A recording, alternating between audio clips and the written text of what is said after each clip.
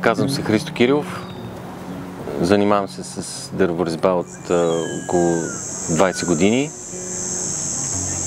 Започнах с приложното училище в София, после в художествената академия.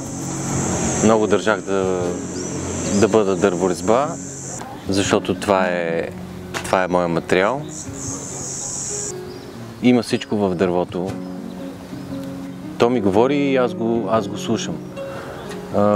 Обичам да правя неща без проект. Просто започвам да работя и го слушам. Гледам жилките, За мен той е жив материал. Мисля, че всички го усещат.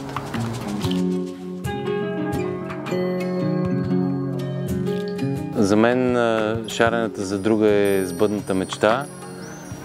Много се радвам, че има хора, които милеят за това, занаятите, характерни за този регион и за България като цяло, да бъдат запазени.